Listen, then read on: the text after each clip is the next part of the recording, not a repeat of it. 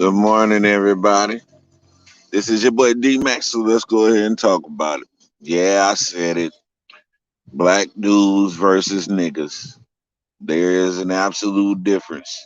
Boondocks gave us a breakdown of what a nigga moment was, and that just gives you some insight into black dudes versus niggas because there is an actual difference. So I'm going to show you the differentiation between the two. Now we're going to start with the black dude because there's a whole lot of black dudes out here. Most of your athletes in the NFL, NBA, entertainment stuff like that, they black dudes. But within those mixes, you got some niggas. Now, in football, in NFL, we would say that Antonio Brown would fall under the category of a nigga. You know what I'm saying? He has his nigga moments. He does some niggerish things. And, you know, there's going to be a few of those. We expect that. We expect that. But guess what? Nigga is not something that is just held to a black person. That's what I want people to understand because people always just directly associate the word nigga with black people. But in fact, the definition of nigga is an ignorant person. So when you have an ignorant person, that does not get limited to skin color. There's so many ignorant people out here. Donald Trump is a nigga all day, every day. Yeah, he's a nigga all day, every day. Matter of fact, I would go as far as to say that most of the Republican Party is niggas because they are some of the most ignorant people that you have ever seen in your life. If you take the definition of nigga and you line it up with most of the Republican Party, you're going to see that there's a whole lot of niggas in the Republican Party. There's some white niggas. Oh, yes, there's some white niggas, there's some Mexican niggas, there's some Asian niggas, there's a little bit of nigga in all of them. And that's not just the Republican Party, because on the Democratic side, yeah, you got you some niggas over there too. So let's not sit here and try to make nigga a black thing because it's not. It's not a black thing. If we're going by the definition of the words, which people love to do all the time, so we're going to be politically correct on this, we are talking about an ignorant person. And so when we talk about ignorant people, we can't leave out the top ignorant people in the United States. Come on. The Proud Boys is a whole group of niggas. Yeah. The Oath Keepers is a whole group of niggas. The ones who went and did January 6th, there was some niggas. Yeah, there was some niggas, male and female alike. Nigger. That was some niggatry. Some powerful niggerdom right there. And so when we speak about niggas, we have to look at some of the fairer skinned ones. So like Bruce Arians and his actions, the way he act, he's definitely a nigga. He has some nigga tendencies and he works out his niggerdom in front of the whole entire world. And nobody has nothing to say about that. But when Antonio Brown exercises some of his niggatry, oh, all of a sudden we got a problem. Why is it a problem for Antonio Brown to exercise some niggardry, but when Bruce Arians exercised his niggardry, nobody has nothing to say about it? That's not fair. If we gonna do it, we gonna do it all the way across the board. A nigga is a nigga is a nigga, right? All right. So now we're going to delve into a whole nother world, and we'll go into the NBA. In the NBA, we got some niggas.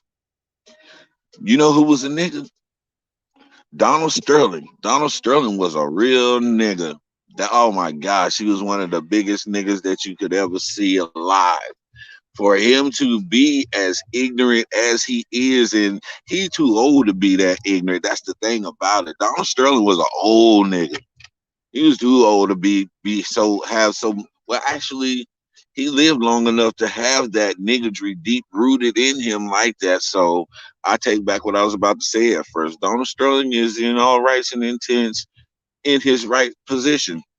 You know, his niggerdom was it's gonna go down in the history of the NBA as some of the top niggardry. So, you know, I don't know, man. It's so many different aspects that you could take this from. But whenever people take that word and they start to apply it to everybody, the whole context and narrative changes. Because I guarantee you that y'all are not expecting me to get on here and start naming the niggas that I started naming. Y'all was expecting me to do comparisons between the nice black people, the black people who knows how to act civilized versus the black people who don't know how to act civilized. Nah, brother, if you know anything about D Mac, then you should have expected a little bit more than just that one dimensional explanation of niggardry. Because I see niggardry on a whole different level.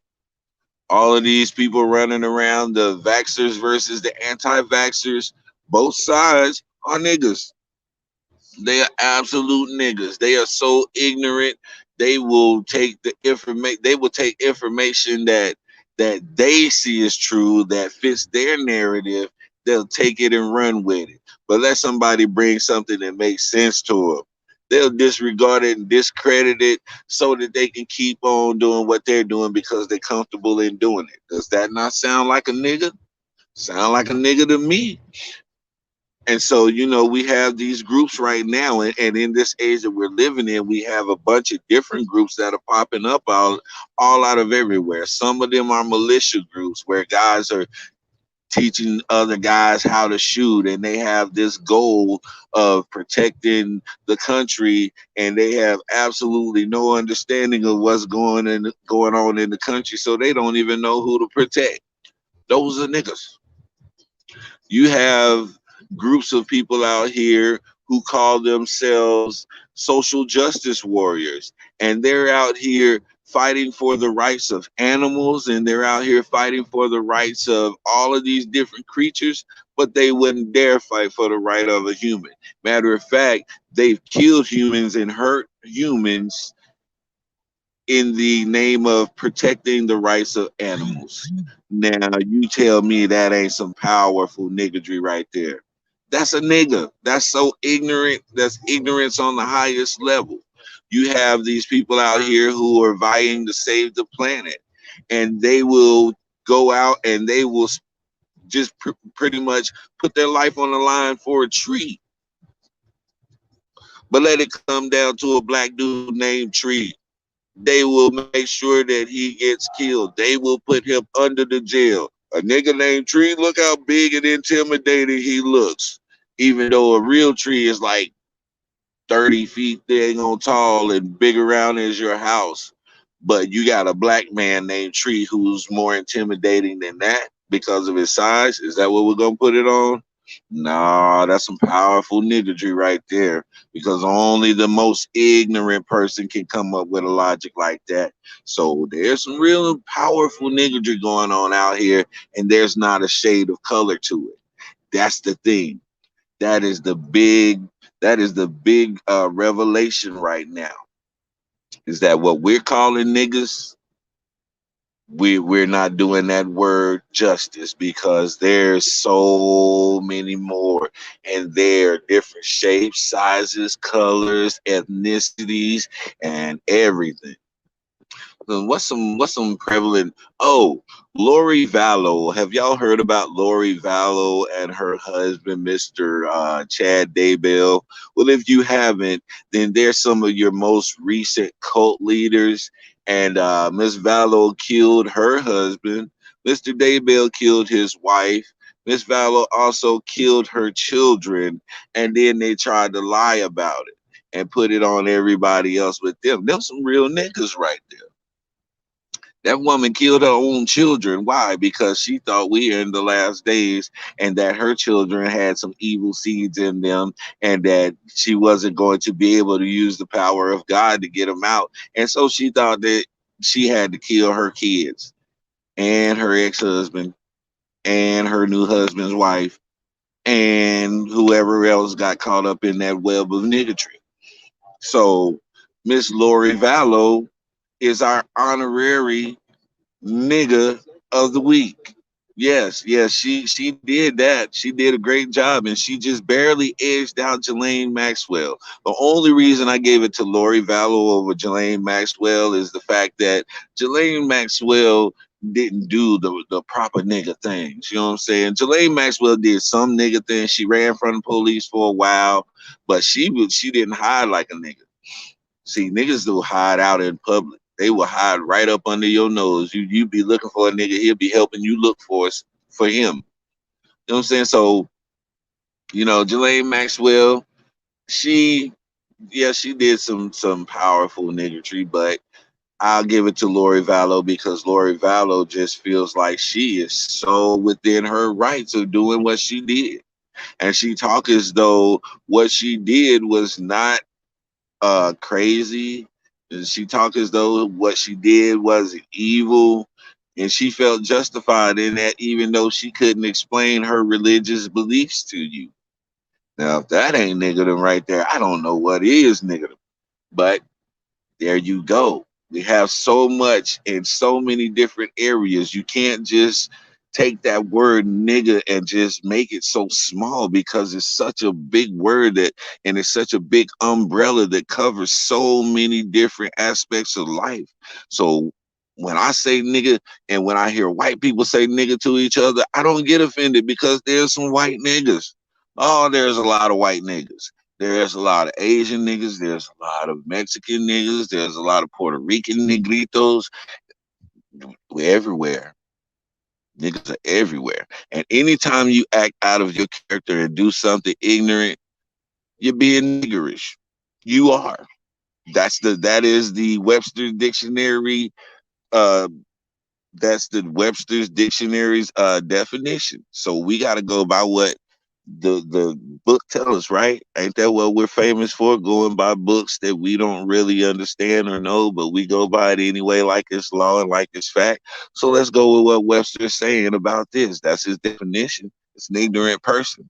So anytime you can find yourself being a nigga, no matter who you are, no matter where you are, no matter what status of life you call yourself living on, you will find yourself having nigga moments. So, what do we do about this? Well, the first thing is knowing and understanding what the word truly means in its full entirety, not just what we want to put it towards. So, when we do that, then we can go forth and we can understand whenever we hear somebody, man, that dude being a nigga.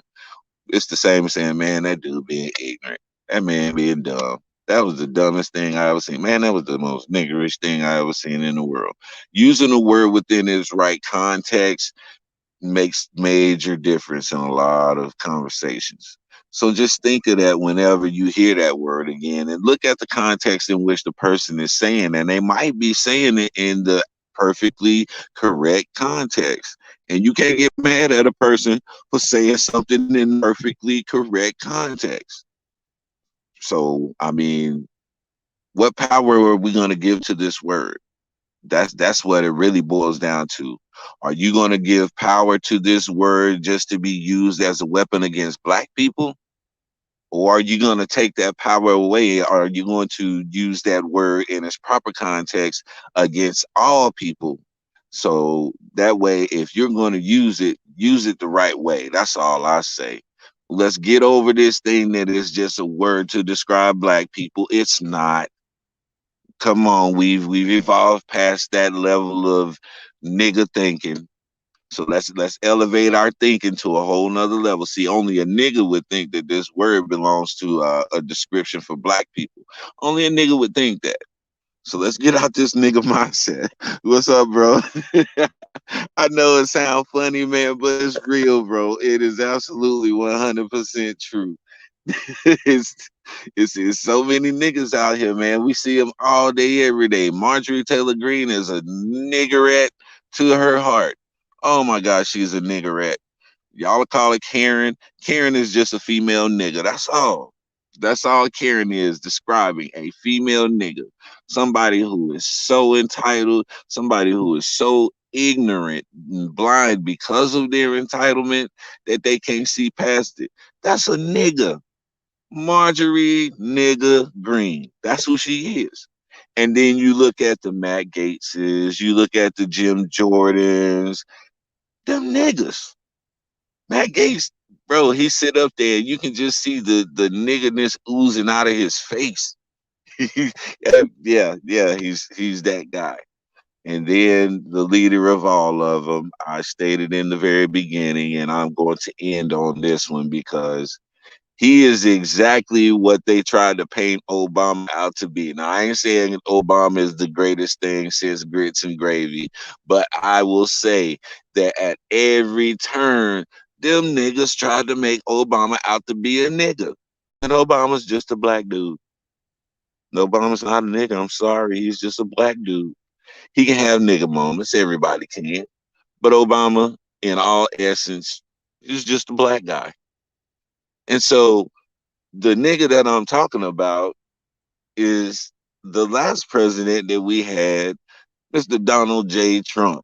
That was a nigga. Oh my gosh, that was a super nigga. They put something in his food that to make him an extra nigga.